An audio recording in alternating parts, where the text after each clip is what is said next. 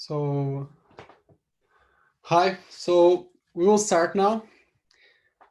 Hope that everyone is hearing me. So this is the first time that we are um, doing it using a webinar. So hi, welcome everyone to the third edition of Product Management Nights Porto. This is a really peculiar version. For the reasons that everyone know, we were forced to adapt. But that is what we do, right? Diogo Rendeiro mentioned in the Product Management Night edition that some of the most important skills for a product manager are resilience and creativity. In this case, we are adapting our product considering the existing conditions. So let me use this opportunity to also to come back to the first edition and explain you a little bit of the purpose of the Product Management Night. So we are supported from the Product Management Festival. The Product Management Festival is an organization that organizes 2 conferences each year in Zurich and Singapore, but they also prepare a report every year that have the trends and the benchmark of product management. They also have, and they also support multiple product management nights over the world. In Porto, we decided to bring this event because we think that some of the product people in the city and in some of our organizations are not having the empowerment and influence in the product and the company strategy. And we believe that our skills and energy would allow that. So here is our manifesto. We want to amplify through knowledge and experience sharing in events like this. We want to keep the commitment with the community that we will do at least 1 meetup each quarter, but also in collaboration with Porto Digital, we will co-organize masterclasses and other events that we will start sharing with you soon. We also want to support the organizations and raise awareness about product management. We want to talk with executives and help them to implement product culture in their organizations. To finish, we also want to bring the Academy and other organizations to this loop to assure that great product management managers will be trained in our universities. So keep tuned. We will keep updated and we will share with you all these initiatives that we will do in Porto. So now it's time to present to you our panelists from today. So first we will have Daniel, that is founder and product consultant in Substantive in Lisbon, that will give us his vision about product discovery. Then we will have Henrique, product and growth in based in Berlin, that will explain us how data can effectively support the product. In the end, we will have Q&A, so feel free to share your questions and comments in Zoom and YouTube chats. On behalf of all team, we would like to thank you for your presence and hope that you enjoy and most important, learn and share. So thank you. I will now hand over to Daniel. All right. Okay. So I guess we're live.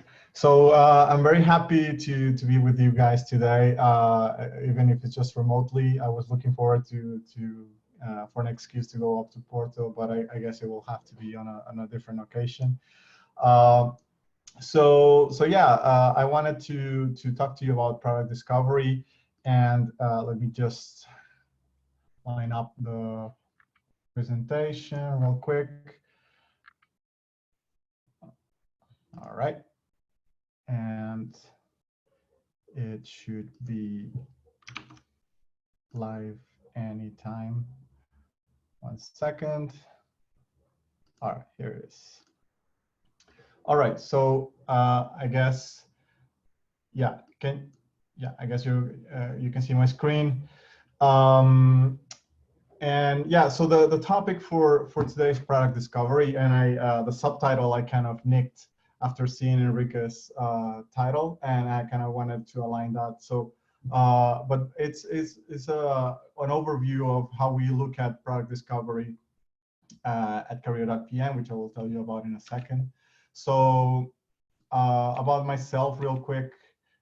So I've been doing product for about 12 years now in different kinds of roles and different kinds of products. And I'm currently the co-founder at career.pm, which is a service to essentially provide personalized training and coaching to product managers to accelerate their careers.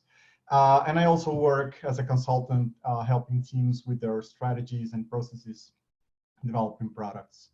So, I'm going to run through a lot of content today, so don't worry, I'll be sharing the slides. So I'll be rushing through some things because the point of the slide is not necessarily to show you or that you can see it during the presentation, but that you can digest it. What I want to really convey are the ideas behind it. And even if it's a lot of content, it's just a small subset of what we usually try to use around this process, but I still wanted to share with you as much as possible. All right, so what is product discovery? You will see a bunch of different definitions. Here's how we like to look at it. So product discovery is the process of identifying market opportunities that are worthy of significant incremental investment in a product. So it's just to clarify terminology. So opportunities come from market problems. Worthy is something that is viable for the business and for, of course, the market. And incremental in the sense that it's a new strategic investment. It's when you're either looking for new budget to develop a new offering or new product, a new service, or you're trying to decide what, you have a team, you have already an existing budget, but you're trying to decide how you should prioritize your strategic investments of your team's time on the product. So essentially, the goal here is to arrive at an investment decision. Is should we build this thing or not? That's our goal. So before we go into that, I wanted to really clarify what product discovery is not. So product discovery is not about regular processing of your requests and ideas that come at you. It's not a one-off session that you might do every year or every quarter or for a short term. It's not necessarily led by the user experience side of things. It's a business activity. It's a product activity. And it's not exclusively about finding new products. It's also not a detailed product solution design effort. It's about, as I said, it's about being able to answer investment yes or no questions, go, no go, about a major new feature, a major new strategic shift for a product or a new service, but it should answer and should enable us to answer that investment question. So there are some truths that you probably all know. So discovery is hard and unpredictable, but it's also necessary. That's what gives us an edge as a product and as an organization. And the reality that I've seen in most teams that I meet is that it's not really done.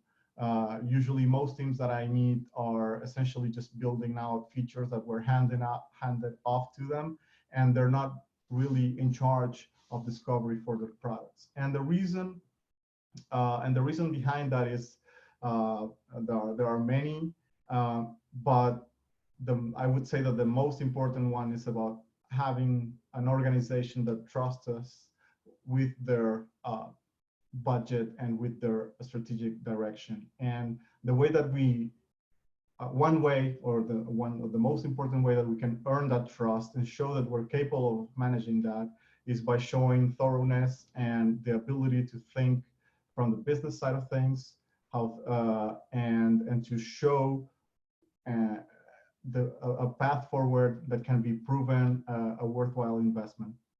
And that's the reason that we need to learn and apply product discovery techniques across our practice.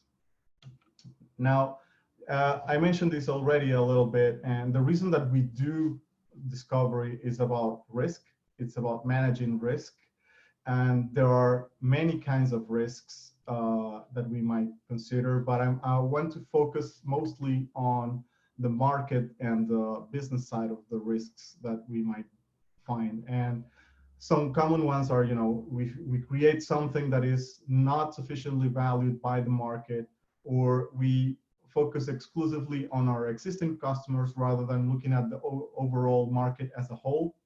So we are biased by the current people that or organizations that are using our product already, and we're not looking a bit more broadly, or we just simply solve the wrong problem, or we solve a problem that is sufficiently solved or is not enough of an issue for people, and then of course that would make it not sufficiently valuable, and or that we build something that is doesn't create enough of an unfair advantage, enough of a moat for our product, so it's easily copyable, and we're not really adding that much value over or strategic value to our product over the long term. Now, there are many triggers for discovery. It's not a thing that happens as a one-off that I told. So all of these things are constantly happening, and it should probably be your focus for at least 50% of your time. But what triggers a discovery initiative in some way would be finding a new opportunity, dealing with a new technology, finding a new problem or requirement from the market, or there might be some product or feature idea. There might be some issue with the product business, and it's or some threat that triggers us to think a little bit more broadly, a little bit more differently in how to solve that issue. So now the question becomes to, how do we do it? And that's what I want to talk to you about today. And essentially it's about managing a problem funnel, right? And as I mentioned, there are some different kinds of sources. There might be stakeholders. And when by the way, when I talk about stakeholders, I'm meaning both internal and external. So it's not just about the people that you work with, it's also about the market, the users, the customers, whatever. Just the stakeholders, a generic term that applies to any kind of player that has a say or interest in the product. There might be some input from your team or from the market as a whole. And then you have some kind of problem backlog, and what we want to is progressively answer a question. So we have this set of problems or ideas or potential opportunities, and does it meet the needs of the business? Yes or no? And does it meet the need of the market or of our customer in yes or no? And if it meets both kinds of needs, then we need to kind of think about it more carefully. Otherwise, it's just not aligned with our current strategic goals. So it's not necessarily something that we need to do formal discovery on. So the way that we like to think about discovery is why something we call a practice. And a practice is a simplified representation of some kind of knowledge worker process. It's very operational. It's designed for flexibility. It's not a sequence kind of thing. And it's not a rigid process. It's not a methodology. It's not sequential, as I said. And it's not applicable for small things, improvements on the product. So we need to differentiate between discovery, which is about answering investment decisions, and optimization work on the product, where we are have something that is working and we want to improve it incrementally over time. And we're talking about the former and not the latter. Right. So as just an overview, discovery as a black box is something that is triggered by some inputs. It's filtered by a business motivation and by our brand, so where we stand as an organization, as a product. And out of it comes out something that looks at a problem, at the stakeholders that are involved, at a business model, it justifies whether or not that business model makes sense, and it then comes out of with an investment decision, as I mentioned. So what are the phases that we're talking about here, right? So what are the things that we need to think about? So the different areas that we need to work on are, first of all, we need to have a plan of what we're trying to answer, what we're trying to achieve. Second, we need to really understand the problem that we're trying to solve in some way, and we need to explore that the problem space deeply. We need to also explore the solution space deeply, because there are always multiple solutions to the same problem. And then we need to have a proper business model and a proper business justification that says what that basically says why we're doing or not doing something.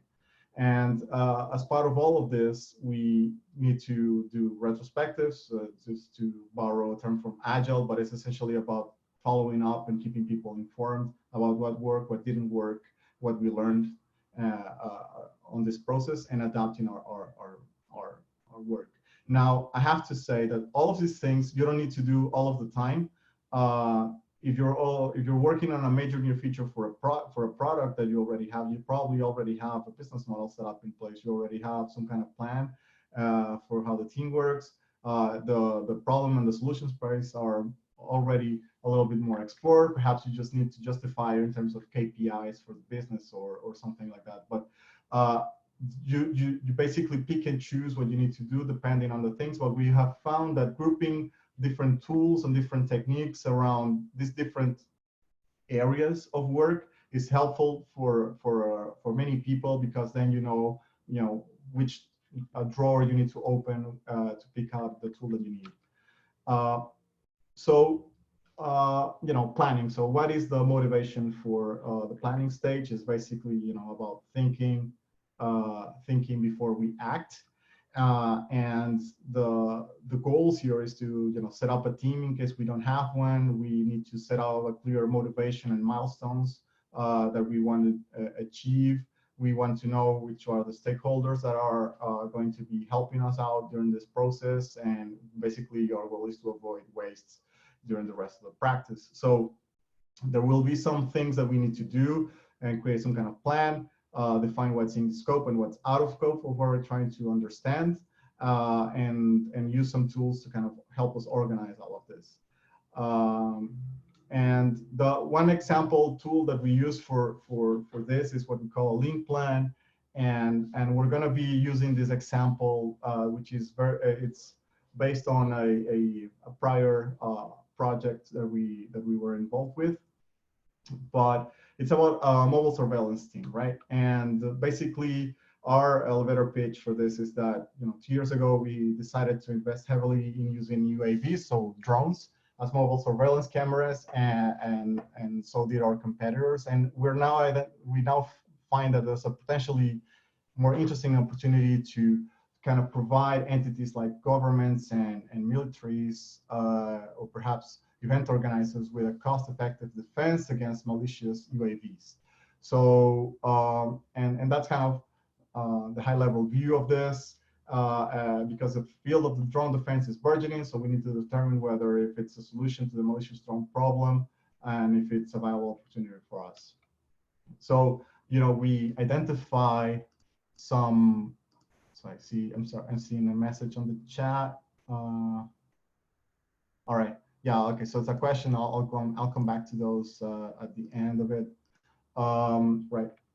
So, sorry. So you identify some kind of the deliverables you want to put in place, the risks that you identify for your initiative. So in this case, we access to best prospects might be difficult and expensive.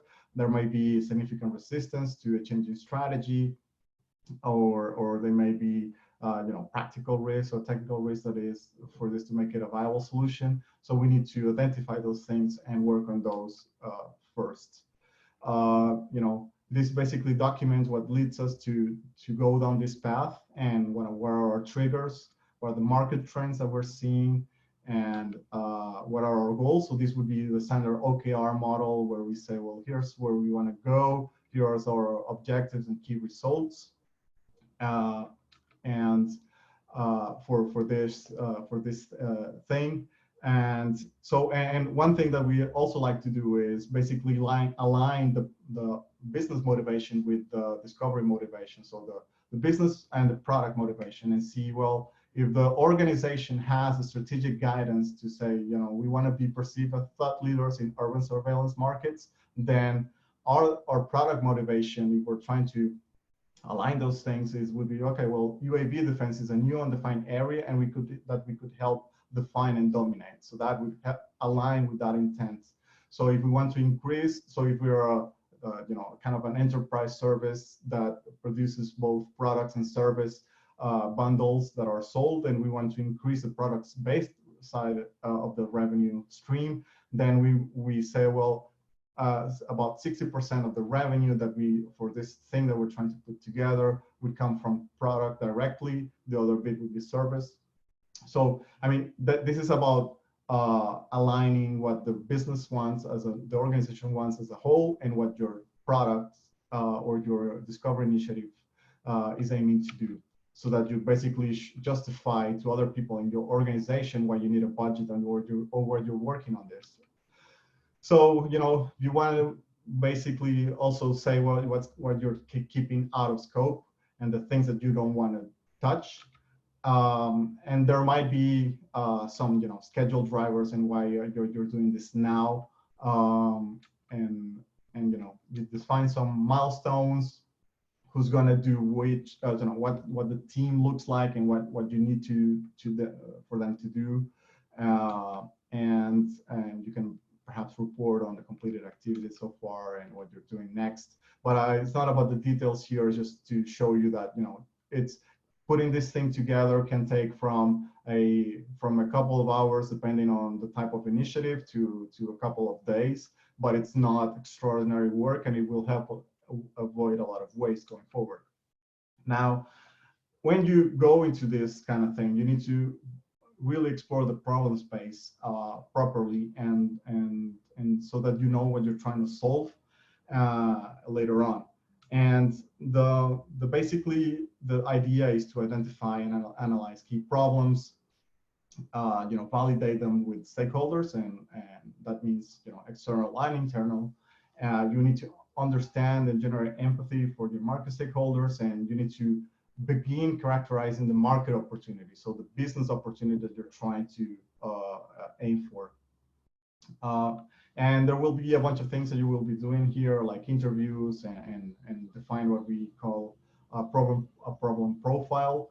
But there are also other tools that you might, you know, getting here, like jobs to be done, or you know, getting some kind of input into how you model the problem that you're trying to solve.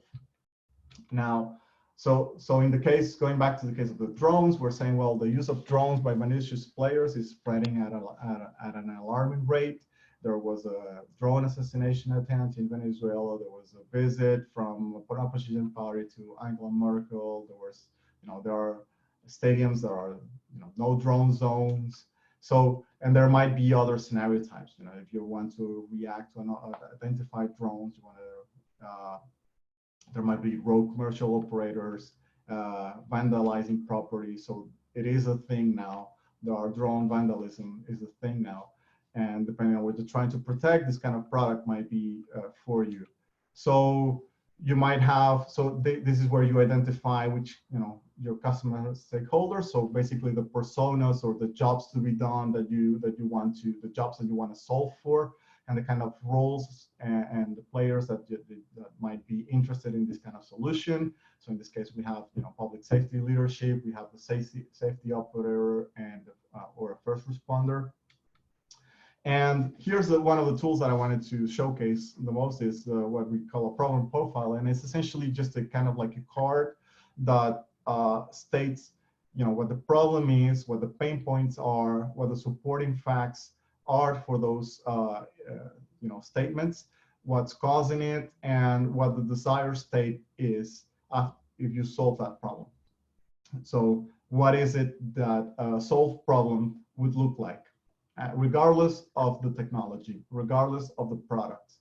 This is the desired state that we want to achieve, and whether we're facing some kind of constraint or not.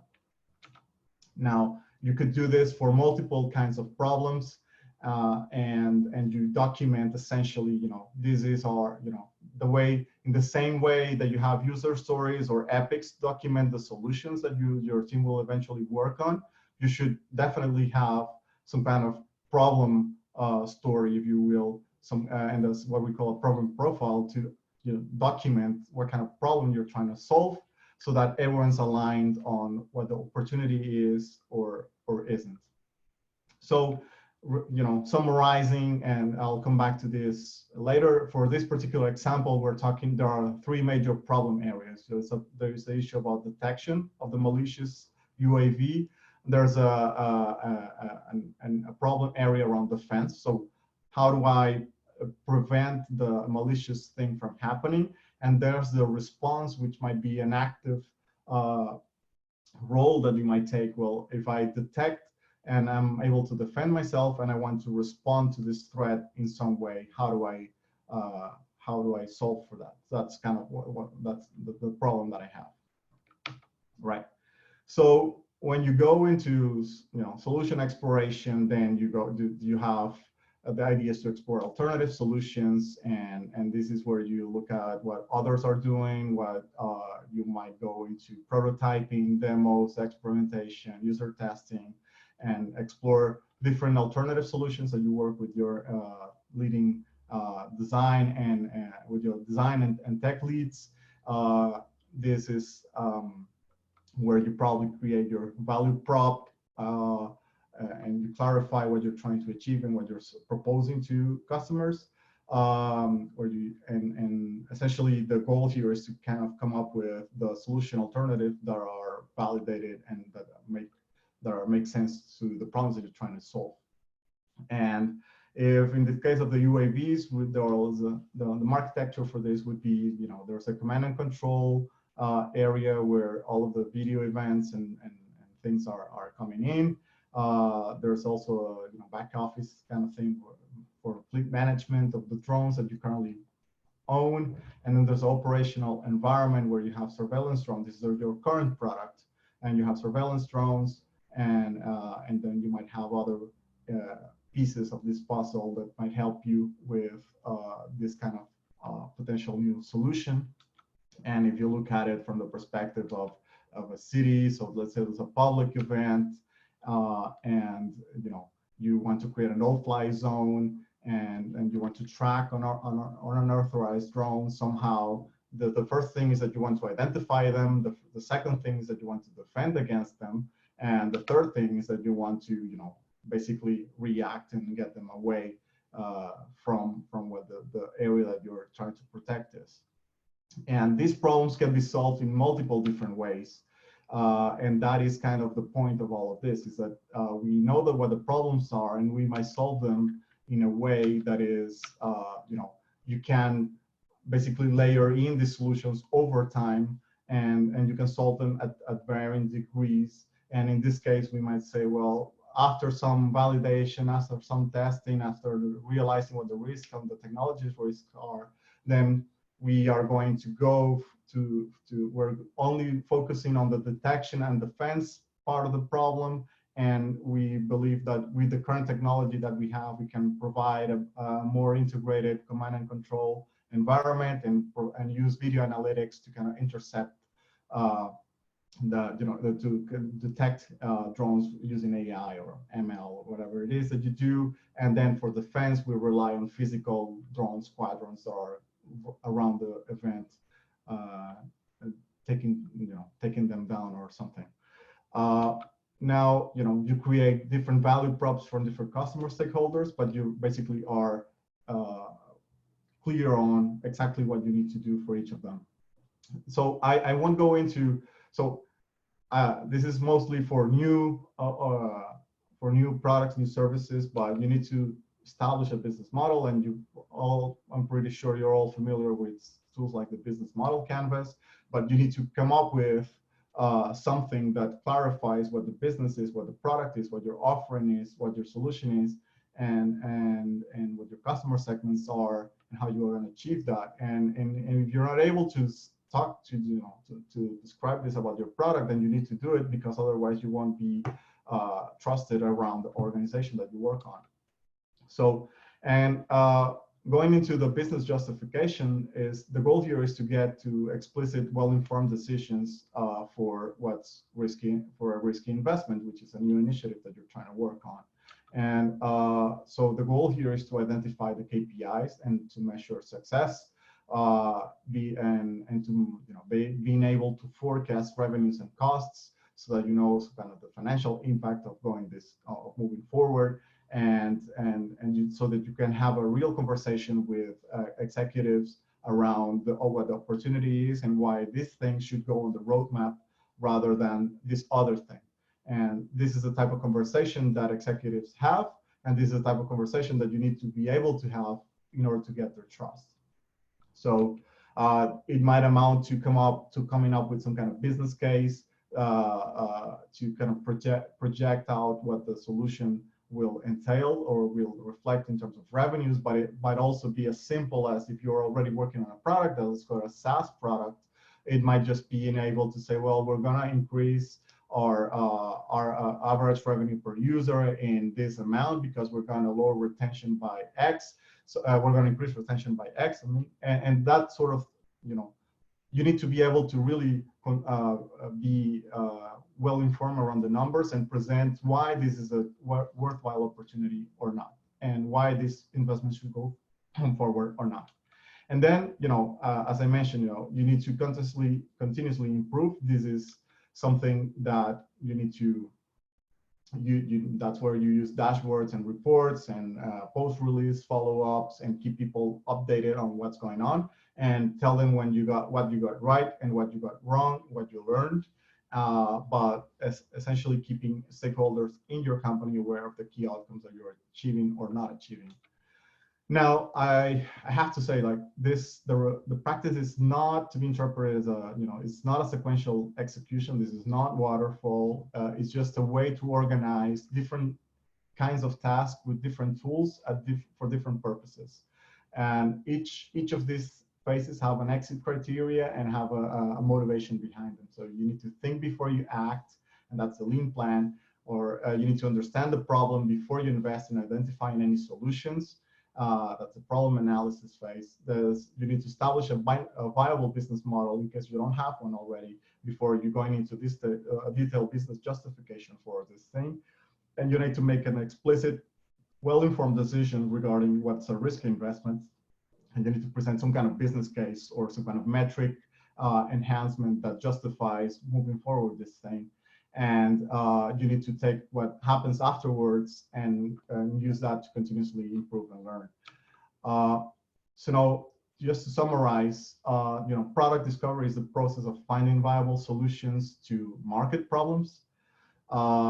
It might be time-consuming and difficult and risky, but it is definitely worthwhile.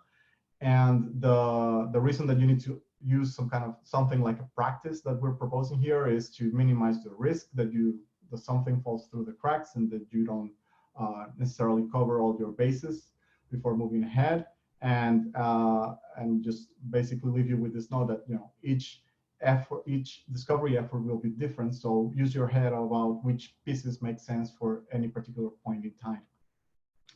Now, very briefly about Career.pm. So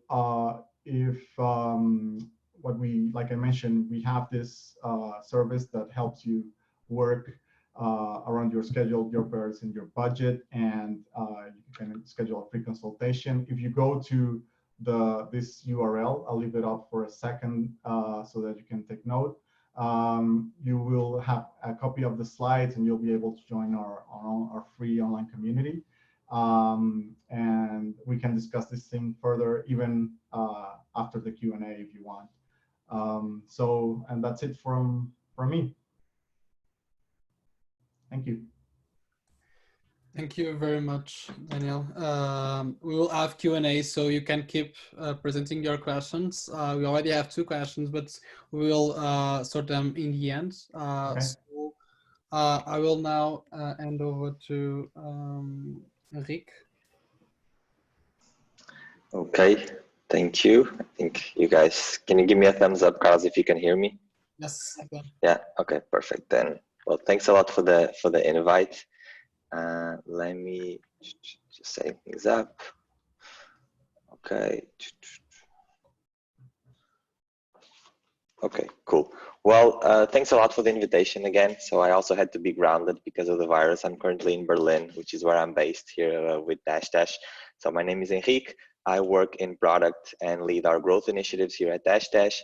Former lives included being the head of product at Venium in Porto, working at Talkdesk in product as well when the team was very, very small. And before I was a consultant at a consulting firm called the Kaizen Institute. And basically today I have a couple of things prepared. One of them is more general about which metrics are we tracking and why are we tracking them and how are we tracking them. And then more an in-depth case study of kind of a whole flow that we're going through to understand what makes our users stick and then kind of some of the hypotheses that we went through. But so feel free to jump with any questions during the presentation. I'm just trying to figure out how I can see the presentation and the questions at the same time. But yeah, I think this becomes more interesting if it's kind of interactive. So, Carlos, you can also let me know if people are asking questions, and then I'm happy to just pause and go through them. Just before we start, for a little bit of context, because I think this will be relevant then in kind of the presentation, Dash Dash is the spreadsheet where teams are in control of their ideas. So what we believe is that people should be able to build their own business tools without having to code.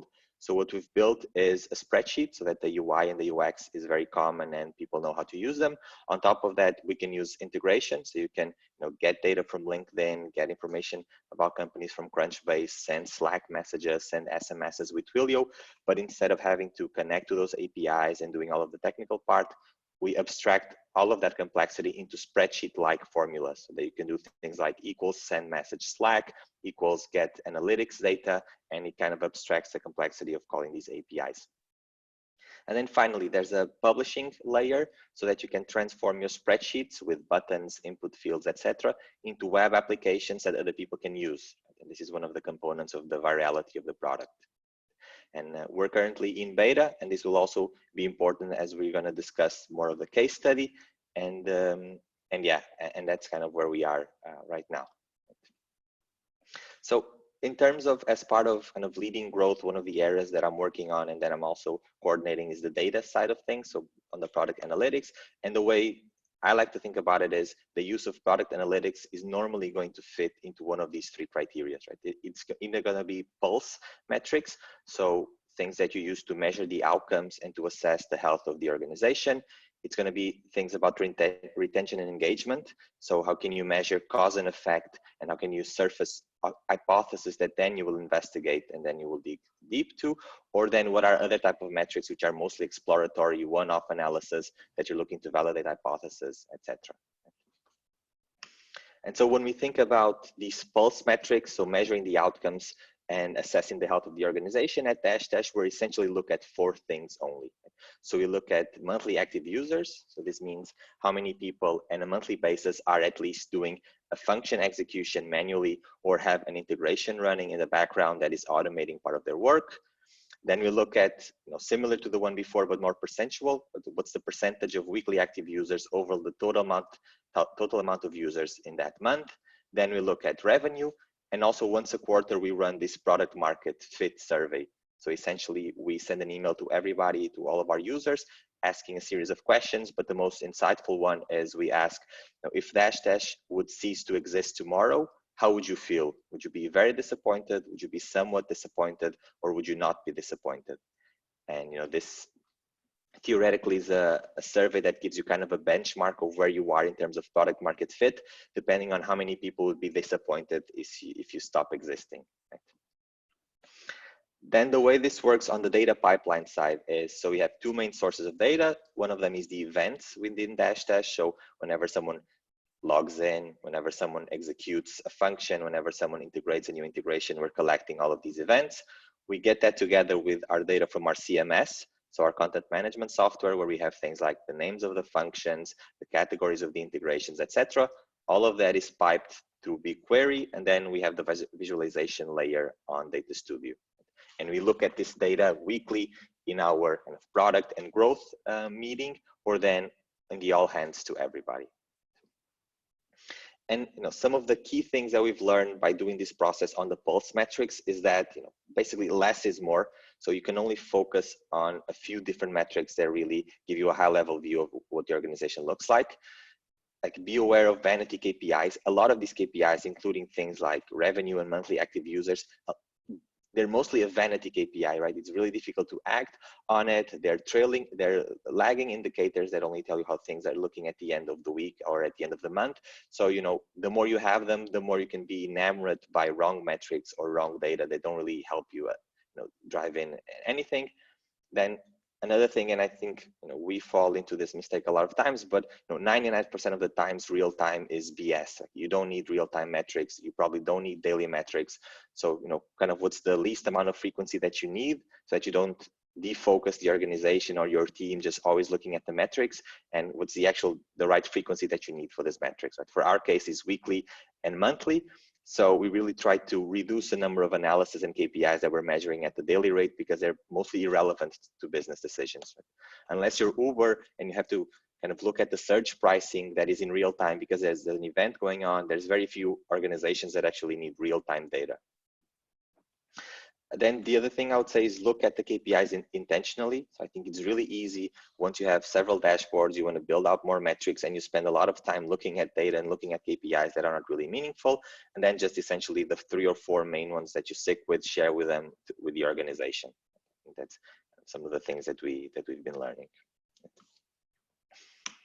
Then on the retention and engagement, and this is where I'll spend more of my time, the intent is really to measure cause and effect and surface opportunities, right? So I think here the number one question is, what is your retention metric? So what do you think is the core behavior of your product that denotes the retention, and that will kind of translate if people are using your product or not? Here I'm giving a few different examples of how other companies use it. So for example, if you're Instagram, then you have a daily frequency. Your core behavior is viewing the feed or posting a story or posting an image, and who is doing that is the user. If you're Pinterest, you're probably looking at things from a weekly basis, how many people are repinning the pins in their boards. If you're Typeform, it's more of a monthly use case, right? So you're looking at creating and sending forms from the surveyor point of view, right? You're probably also tracking the visitors, but the retention is mostly given by the person who is going to survey or create the services. So a service like Airbnb has a very different frequency. So they're going to be looking at the yearly rates, and their core behavior are going to be things like booking a night, right, for the guests. And then of course, being a two-sided marketplace, they should also have a retention metric on the landlord that is posting the booking. And on our side, for us, we look at a frequency of weekly. Our core behavior is executing a formula, and then our user, we just denote him as a user, right? So the user who executes a formula every week, he's going to be an active user. And then, so why is this important? Why is it important to define your retention metric? Is because then that's what you're going to use to build your cohorts. So I'm not sure how familiar you are with cohorts. I'm just going to give kind of a brief explanation. The cohorts is just a common set of characteristics that people share. So in this case, you can see the common characteristic is the sign-up date. So this means I will look at retention, and each class is the month at which people signed up. So we say in July we had 603 more users, in August we had 711, etc., etc., and their commonality is given by when they signed up. And then the metric, so in this case it's monthly active users, you're going to look at it month by month. So you're going to understand, okay, in month 0, 100% of the people were active. In month 1, which percentage of users were active? What about in month 2? What about in month 3? And this is how you can measure retention, and you can measure disengagement by looking at things like, that I have highlighted here. In September, the cohort started at 100%, then only 59% of the people were active, then 29, then 21, then 21, and now after 5 months is 12%. So this is how I'm analyzing the trend of the people that signed up in this month. And then I can look back, am I getting better than the ones on the previous month, and am I getting worse than the ones who are coming after that, after I've released a new product or I've released a new update. And then the reason why this is a lot more interesting than looking at weekly active users or monthly active users is that here is really where you see if people are sticking or not. If you're only looking at high-level metrics like weekly active users, you do a big push in a marketing campaign, you spend more ads on your paid channels, you're going to have a spike of weekly active users, but you're not going to understand how actually the people that were before are being impacted, if it's just the acquisition that's working better, or if it's the engagement, or if it's the reactivation. And then obviously you can look at this through different lenses. So you can look, in absolute numbers, how many users are still retained, in a percentage number, like we're seeing here in the cohort. And then you can look absolute, percentage relative, average to the median. But then this is essentially kind of the number one tool to analyze retention and engagement. Let me just, yeah. Good. Then, so how are different companies, doing this? So, for example, if you look at a company like Instagram, their core metric they're going to have in the cohorts are going to be things like stories published, right? So, what is the percentage of users that after 1 month or 1 week, or in this case 1 day, published stories? How does this affect? It also allows you to see if there's things like seasonality. So are people more likely to publish stories on the weekend? This type of report, the cohorts will also give you this. If you're Pinterest, you're going to look at things like items pinned, right? So again, percentage of users that pin an item, or bookings if you're Airbnb. If you're Uber Eats, you're going to look at orders, or if you're Farfetch, you're going to look at purchases, right? So the percentage of users or number of users that have done a purchase, given a commonality, which can be the month or the week that they signed up, etc. But then when the way the cohorts really look interesting is when you start to build the cohorts based on things that are not just a sign up date.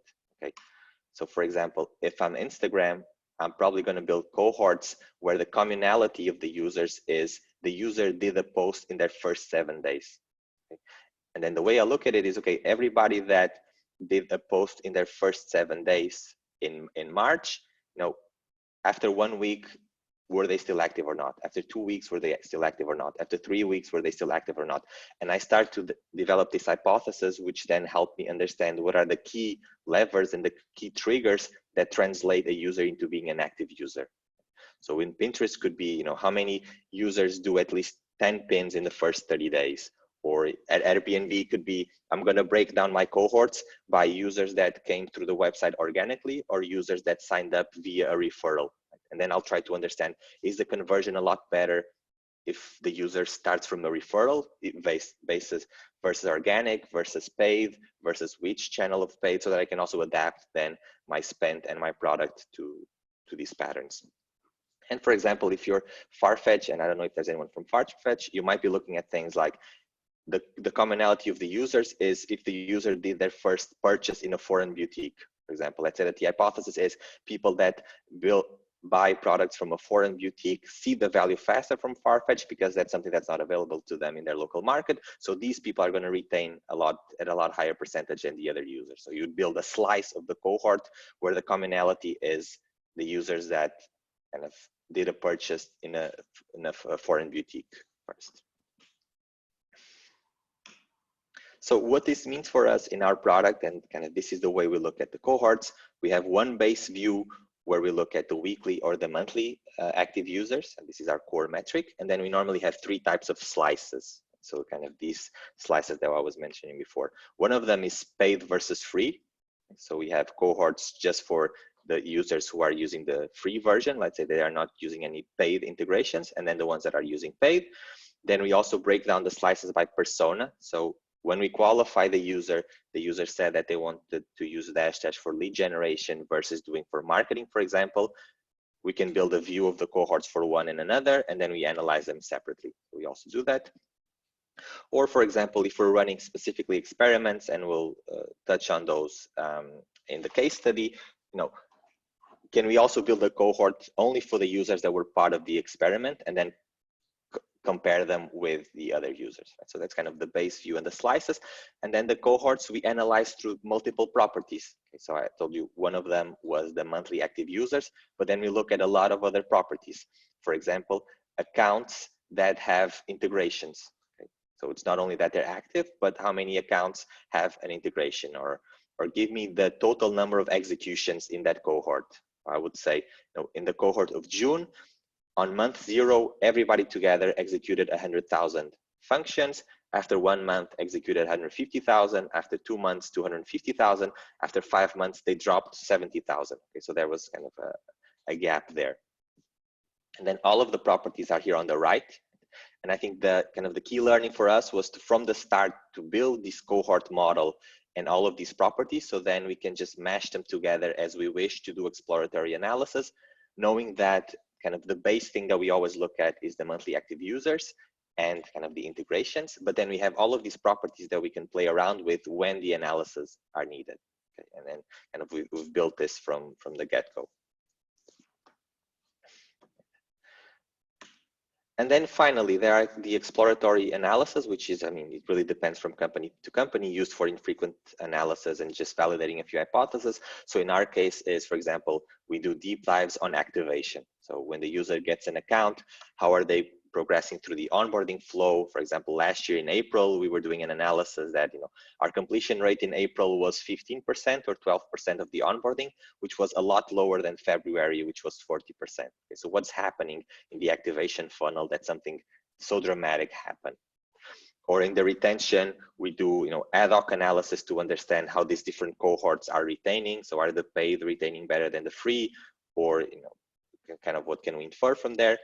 And also on the churn side, we basically also do ad hoc analysis to understand kind of on the funnel from creating an account to the user creating a habit, what is happening. What's the percentage of users that sign up, how many of them create an account, then how many of them use credit to spend into functions. Then we ask our business team to classify if this user is already churned or not. So if we lost this account or not, try to categorize things. So then that's kind of what the type of analysis that you see on the right side. And then kind of the way all of this fits together is into this case study, right? So it's kind of, this is just a concrete example on how on the day-to-day we're looking at things and we're deriving this hypothesis. And here kind of our quest is to find what makes users stick. So this is going to be what the case study is going to be about. So all of this is going to be real data, real analysis, real outcomes that I'm going to share of exactly where we are and where we started and kind of what was the process, right, to find what users stick. So just a quick recap to understand from our point of view, what are these terms? So the way to think about it is the product is broken down, or essentially any product is broken down into these 4 categories.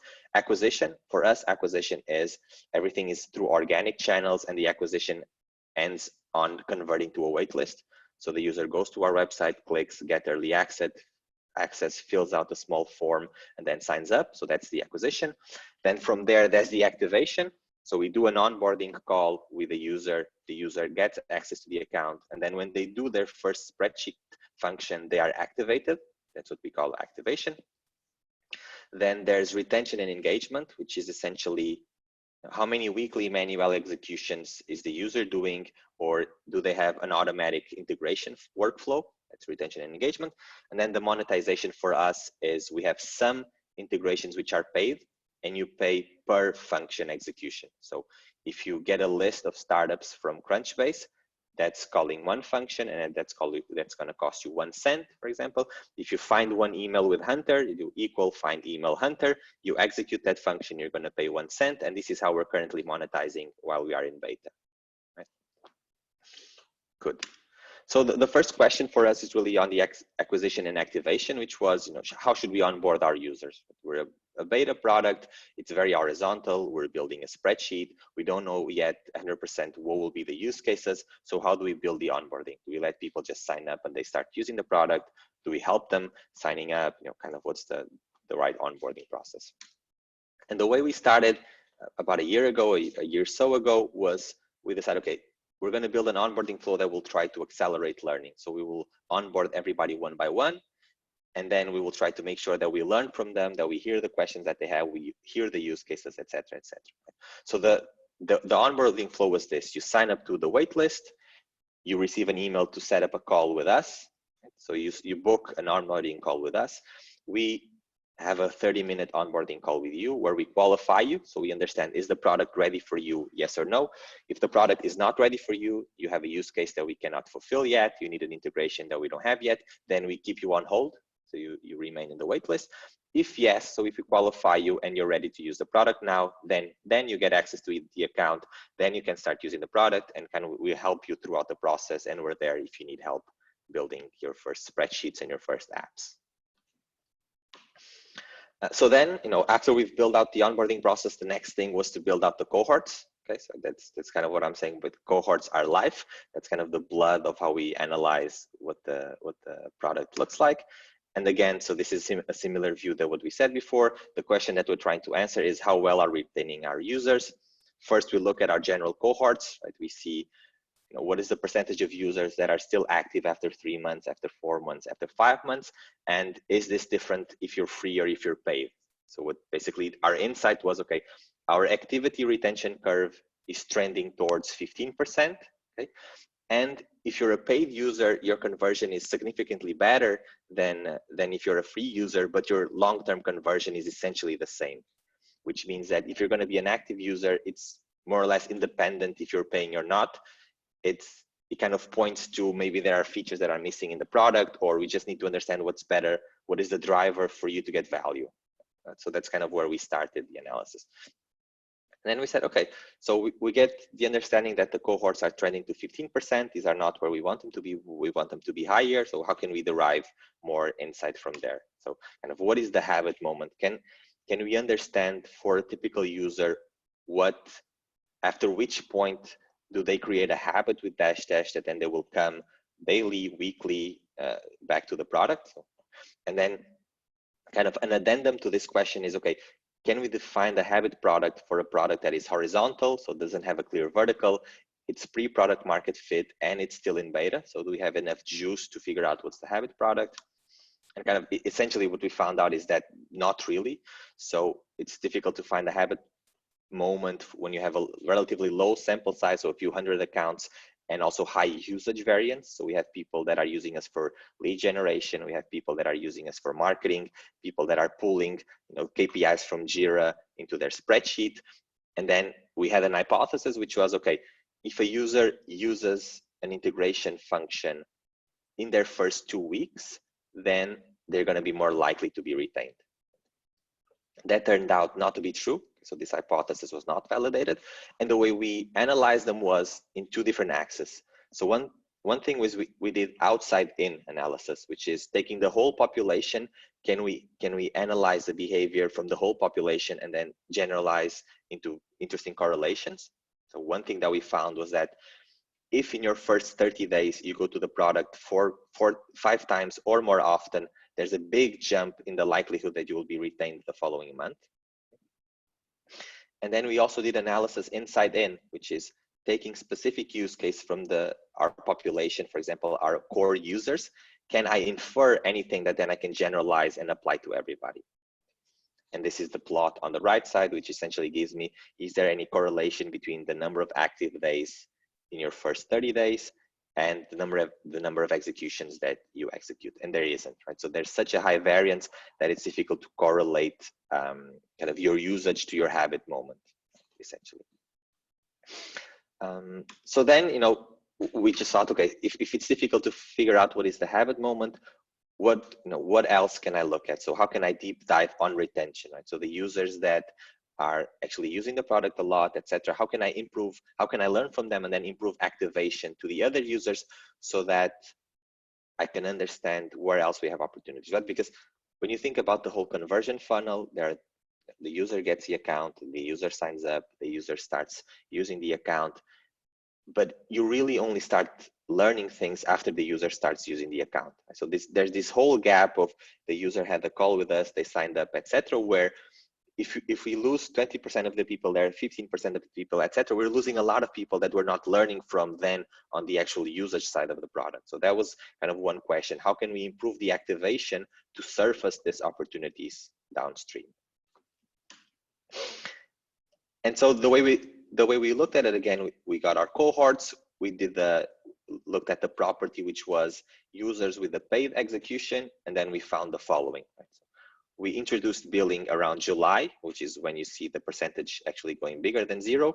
And what this is telling me is, okay, the people that sign up in month 0 in November, 35% of them did a paid execution, okay? Which means that 65% of the people are not doing a paid execution. They're not doing an integration execution. So they're not reaching the aha moment. They're not reaching the moment where they see the clear value of using a spreadsheet that connects to all of these integrations.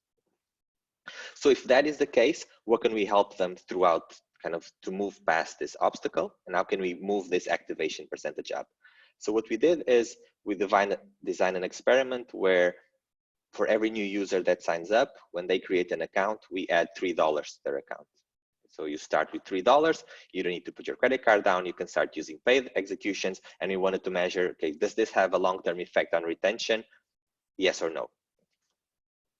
And I think what was super insightful was that after we did the $3 rollout, there was a big increase in the percentage of users that did a paid execution. And so people that actually connected the integration, started using it, etc. But it did not have a big impact on long-term retention. So there was some improvement from after the experiment that people were more likely, after 3 or 4 months to be active, but it wasn't a huge jump, right? So it wasn't a significant increase. So then again, we got back to the drawing board and we thought, okay, what might be happening here? Where else in the funnel might we be losing people, and how can we get more people down so that we can surface more opportunities and to learn more about what we need to improve on the product? So we did a deep dive on churn and activation. So we looked at all of the users that had signed up for Dash Dash that we had an account with, and we tried to kind of understand what was going on with them. And the most insightful thing was, remember that we have a one-to-one onboarding. So we onboard people one by one. And we found out that, okay, we qualify 100% of the people, let's say, out of the 100% of the people that we qualify, only 65% of them create an account. And then out of those, only 54%, and then only 54% of all of the users do their first spreadsheet execution. And this was very surprising because we thought, okay, we onboard people one by one. Why such a drop, right? What's making users sign up, book a call with us, go through 30 minutes of conversation with us, get access to the account, but then not sign up, not activate the account, and then not experiencing the actual product, right? And then together with that, we got a bunch of other insights on churn reasons, like what integrations are missing, what features might be missing, etc. But this was the main part where we saw a lot of value that we could improve, because essentially we could get 50% more of the people down through the funnel and using the product if we could fix these 2 steps of the activation. So what did we do? We thought, okay, how can we adapt the onboarding flow to get more people down through the product, to improve the activation rates, to learn more from these people and actually get better long-term retention. So this is how we changed the onboarding process just last month, so just in the beginning of March. So now the user signs up, the user schedules an onboarding call, we do the onboarding call. Right after we qualify the user and see if the user is ready or not, we don't jump into the demo, but we immediately release the account to the user and we ask and wait for the user to activate the account. The user goes to their email, creates a password, and opens the account. Okay, so then we make sure that kind of the first step, like it's not a problem anymore because everybody creates the account. And then we do the demo, and now we end the call by actually ensuring that the user has this aha moment already in the call with us. So we ask, okay, if this is your use case, for example, finding LinkedIn profiles, we have this template. Can you now share back the screen with us and use your template for the first time, which forces the user to go through the templates or go through a tutorial, connect it, use their first integrations, use the first functions. We can see what are the early obstacles that this person is feeling, right, that we weren't able to track before, and we make sure that everybody actually activates the account and we increase significantly the portion of the funnel that then is able to start using the product. And then the question is, what is the effect of this? So what are we seeing? I mean, now we have to go back and analyze this at the end of March, right? So now we just have to play the waiting game, essentially. The first few weeks are, looking very promising. I can share then the data after we have them for 2 or 3 more weeks. But basically, what I wanted to highlight is kind of what's our thought process, how are we using the cohorts, how are you using these exploratory analysis to try to always iterate and derive on how we get to this quest of what makes users tick, how can we make them happier, etc., etc. Cool, and that's basically it. So I think in terms of resources, so if you want to know more about these sort of things, I recommend 4 different things. So one of them is, last year I did a growth series, so an online course called Reforge. Like, it's really, really high quality. I'm doing another of these series this year. It's basically from kind of heads of marketing or former heads of product at Uber, HubSpot, all of these big companies in the Valley. A lot of good interviews, a lot of material, new frameworks, so it's super interesting. Then kind of the #1 book that we follow with internally at Dash to derive some of these thoughts is Growth Hacking by Sean Ellis. These are 2 of my favorite websites as well on growth and metrics and etc. And I'm also going to share a few articles that I've been reading about, kind of what Pinterest is doing, what Patreon is doing, what a lot of these companies are doing, that also infers some of the things that we're doing here at Dash. Cool. Well, thank you a lot for the time. I invite you to sign up for early access at Dash if you think it's interesting and if you want to know more. And just happy now to take any questions and just kind of go deeper in the conversation. Thank you. Thank you, Rick. Thank you, Danielle. Your insights and your experiences and seeing your use case being applied in real scenarios were really impressive. Thank you. So we have some questions. Some of them I saw that Danielle already answered, and also we have some on YouTube. So probably I can start with the questions to Danielle to give some breathe space to Henrique. So Danielle, do you want to comment I know that you already replied, but do you want to comment some of your questions?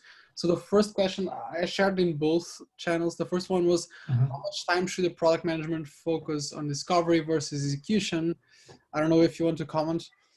Right, yeah, so I guess like the target that I tell people to aim for is to spend at least about 50% of the time on discovery, and the answer I get back is usually, well, how am I supposed to do that when I'm being pulled by the delivery side of things and writing down user stories and so on. And that's why my usual stance on that is that you need to get away from that, and you don't need to be a PM to do all of that. You have a very talented set of people working with you, engineers, designers, and they're very much capable of self-organizing if you give them clarity on where you're going, why you're doing things, what needs to happen. So, and then if you involve during the discovery process, then a lot of the metadata that you have in your head can be also shared by them, so you don't have to spend so much time on the details and get back some time on discovery. So that's kind of how I try to look at this issue of time split. Yeah. Okay, thank you. So I will mix now with another question now to Henrique. Henrique, we have a question on YouTube about within cohort analysis, how do you deal with month and with different impact? And João is giving the example of seasonality impact. Yeah, so I mean, obviously we just need to understand, for example, for us, January was a slower month than it was, for example, in November or December. So the way we look at it is, we don't take any decision just based on an if statement, if the cohort is bigger or lower than X%, right? So I think the way we look at it is we just try to understand, okay, is there a specific reason why this month is slower than the previous month? And if there is no specific reason, then we need to dive deeper. If there's an obvious reason why this month is slower, then we just leave it as is. So that's kind of the way we think about it. Okay, thank you. Please feel free to shout if you have more questions. So I have another here regarding the funnel and the funnel slides that you present, Danielle. and about the role of the stakeholder in that decision. Do you want to comment here? Yeah.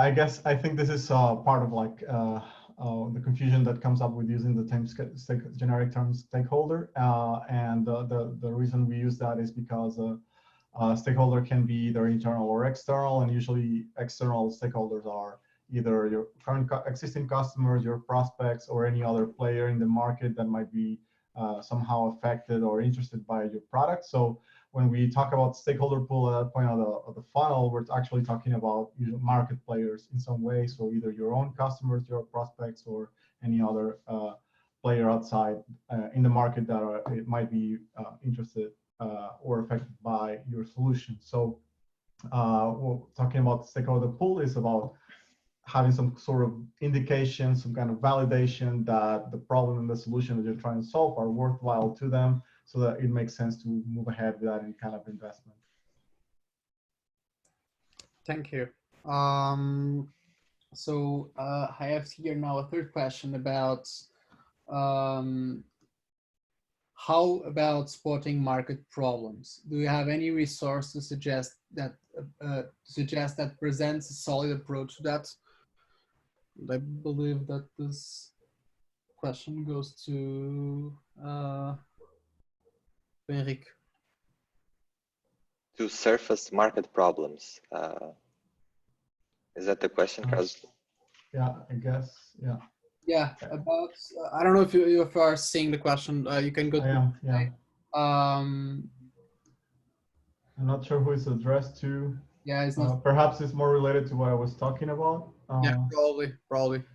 Yeah, I can take that one. So I there's any number of sources. I mean, you're probably, if big part of your job as a product manager is to actually know what happens in your market, and so you need to be very much aware of your competitors, or what the trends are for your customers, how are they currently solving their issues, and any industry trend that might be going on. But I mean, there's no set simple solution for that. I would just say that if you should be completely tuned to what's happening in your industry somehow, and use that as a data point to understand what might be a market problem to solve.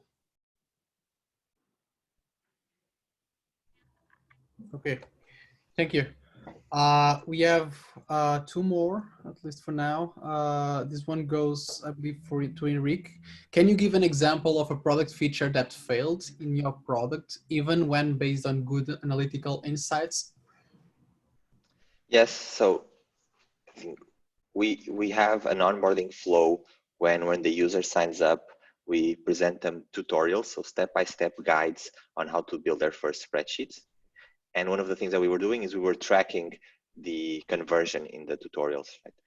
And before we had the onboarding one by one, people would receive the account, they would just do the tutorials, and then they would be kind of ready to go.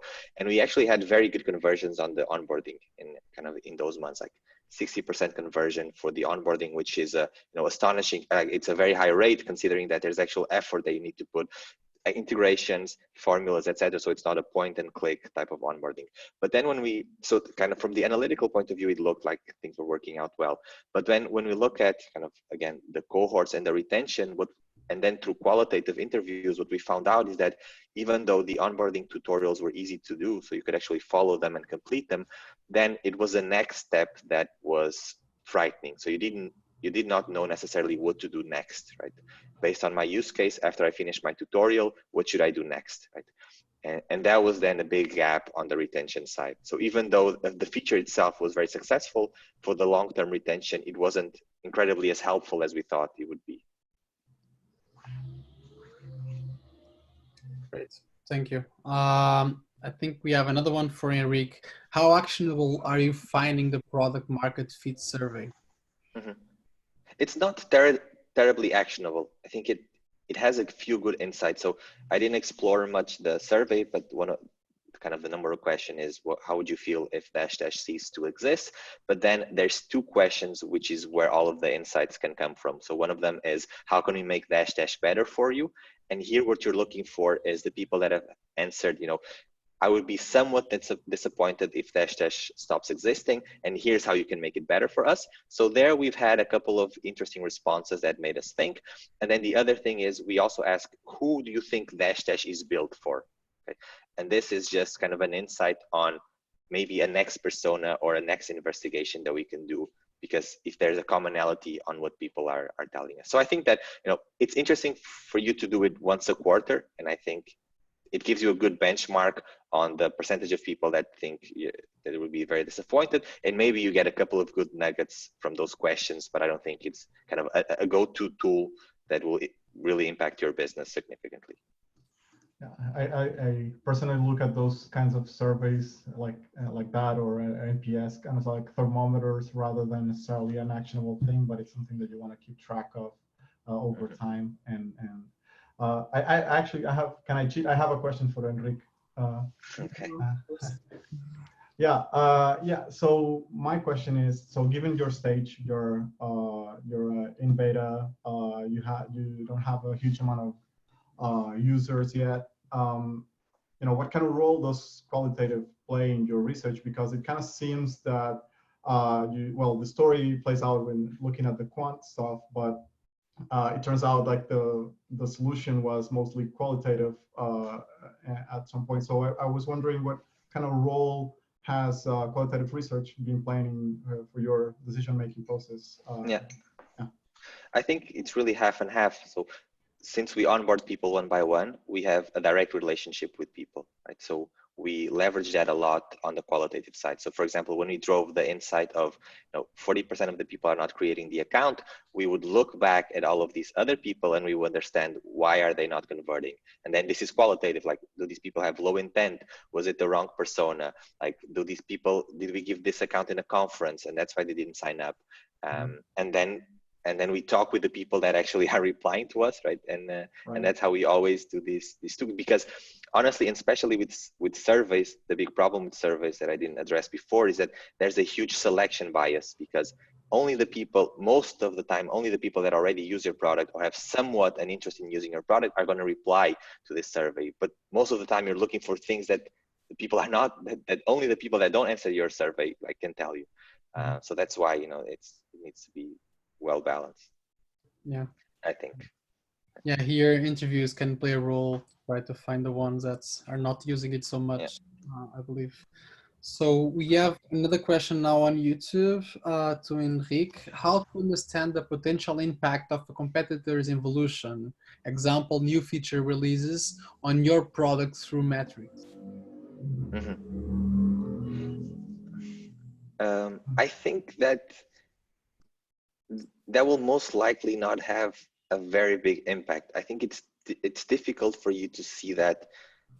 I mean, let's think about it. There's one of two reasons why you might be losing customers because of the competition, right? So either you're losing them on the acquisition side, and that's not really going to be translated in the retention and engagement because you don't have these people yet. And I think in this, the reality is, unless you're looking at a small niche where there's only, like, if you're selling software to the automotive industry where there's 50 auto OEMs, then you can feel the impact on your acquisition funnel, right?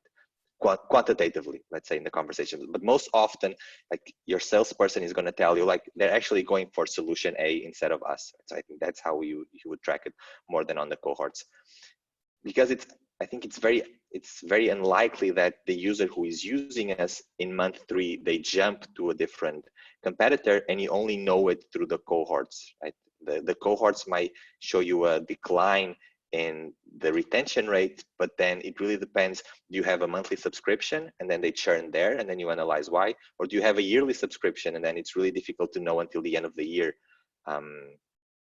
Yeah, so I think it's two things. One of them, it's difficult that it will affect retention in a visible way.